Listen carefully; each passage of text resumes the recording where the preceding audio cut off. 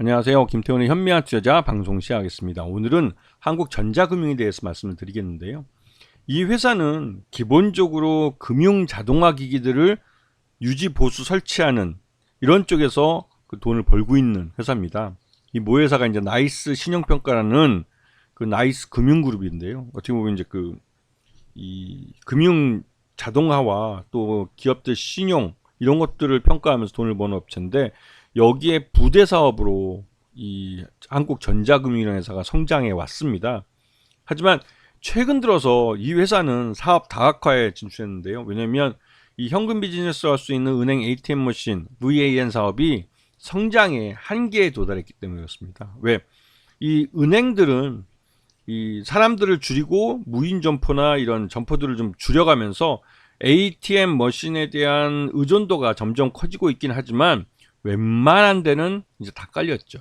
그리고 이 인터넷 뱅킹이나 이런 온라인 서비스가 많이 늘어나면서 실제로 점포까지 나와서 ATM 머신을 이용해서 돈을 뽑거나 송금하는 이런 고객들이 많이 줄어들었습니다. 그러다 보니 은행들도 여기에 투자하는 것들을 많이 줄이게 됐죠. 그래서 다른 사업 다각화 차원에서 이제 무인 비즈니스, 그러니까 모빌리티 비즈니스나 무인화 솔루션 비즈니스 같은 쪽에 투자를 하기 시작했는데요. 이 무인화 솔루션은 이 키오스트라고 해서 우리가 이제 뭐랄까 이제 편의점이 아니라 이제 식당 같은 데 가보면 무인으로 식권을 발매하는 그런 시스템 있지 않습니까? 이제 그런 시스템에 기기를 설치하고 유지하고 보수하는, 또 이러면서 결제 시스템도 거기 연동시켜주는 그런 사업을 하고 있습니다. 그래서 이게 지금 이제 일반 자영업자들, 식당들에서 사람 수를 줄이다 보니 우리도 일본처럼 이런 키오스크를 이용한 식당들이 많이 늘어나고 있죠. 이런 점포들이 무인 점포, 무인 편의점, 무슨 무인 아이스크림 가게 뭐 이런 것처럼 많이 늘어나고 있습니다. 그리고 또 한 가지 빠르게 성장하고 있는 시장이 바로 모빌리티 비즈니스에서 무인 주차장입니다. 무인 주차장, 우리 요즘 이제 주차장 가보시면 주차장에 들어가고 나가고 할 때 사람을 거의 만나지 않고, 나갈 때 돈 결제하는 것도 그냥 신용카드로 그냥 칸막이를 올리고 내리고 하는 기계인데다가 집어넣었다 뭐 돈 계산하고 바로 뽑고 차단기 열리면 나가고 하는 그런 시스템을 쓰는데요. 이런 시스템을 구축하는 걸 바로 이 회사가 하고 있는 겁니다. 그러면서 이러한 주차장 한 구탱이에 이 전기차 충전소를 설치하는 거죠. 이 전기차 충전소를 만들고 유지 보수하는 것도 또한 이 회사의 또 신규 사업이기도 합니다. 그래서 한국전자금융 같은 경우는 굉장히 지금 빠르게 성장하고 있는 전기차 충전소나 또 무인 주차장 같은 이런 쪽으로 사업을 빠르게 넓혀가고 있죠. 그래서 나이스팍이라고 해서 무인 주차장, 이 사업의 브랜드 네임이 나이스팍인데, 이게 굉장히 시장이 빠르게 성장하고 있습니다. 매년 꾸준히 성장하고 있고 7년간 연평균 26%의 성장세를 나타내고 있습니다. 그리고 나이스차지라고 이 무인 주차장 안에 전기차 충전소를 설치를 하는데요. 이 나이스차지는 최근 들어서 순수 전기차의 보급이 늘어나면 늘어날수록 이 나이스차저의 시장도 점점 빠르게 늘어나고 있고, 최근 들어서는 그 성장 속도가 굉장히 가속도를 달고 있죠. 왜냐면 이게 우리나라는 아직 10%가 아직 안 되는데, 미국 같은 경우는 순수 전기차가 10%에 도달했습니다. 이 말은 전기차가 대중화로 넘어가는 단계라고 생각되는 게 10%죠. 우리는 아직까지 그렇게 되진 않았지만, 우리나라도 이 순수 전기차들의 비중이 전체 자동차 비중 중에 10%를 조만간 넘어갈 겁니다.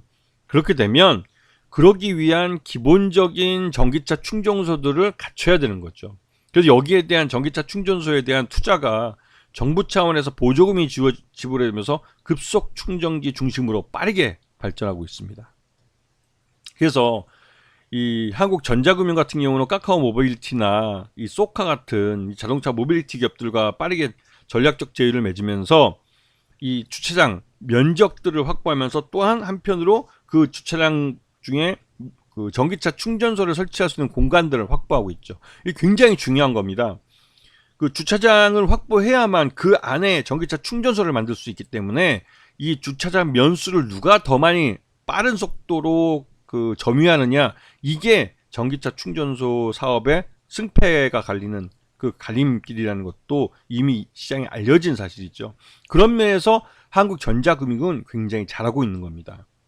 자, 지금 현재 이 회사의 뭐 지난 3분기 실적을 놓고 봤을 때 그래서 꾸준히 성장하고 있는 걸 볼 수 있고요.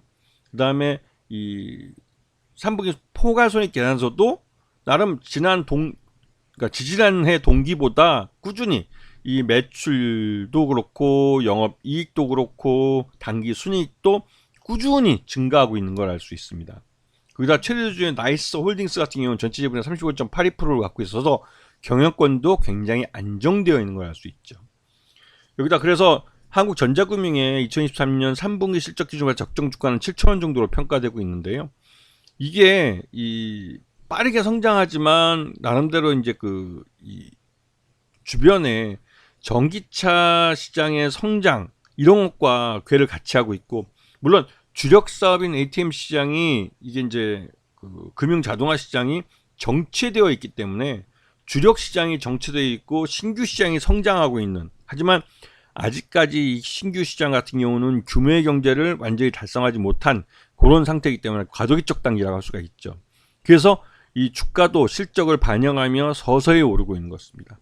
그래서 지금 등락을 하고 있긴 하지만 전체적으로 길게 보면, 기간을 놓고 길게 보면 우상향하고 있는 차트를 그리고 있다는 걸 알 수가 있죠.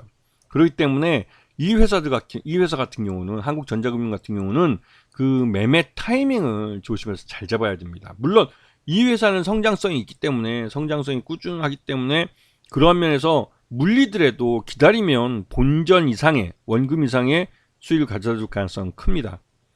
왜냐면 이 회사가 업력이 있는 회사고 그렇게 뭐 머니게임이나 작전하는 애들이 아니기 때문에 사업의 실체를 갖고 있는 회사예요.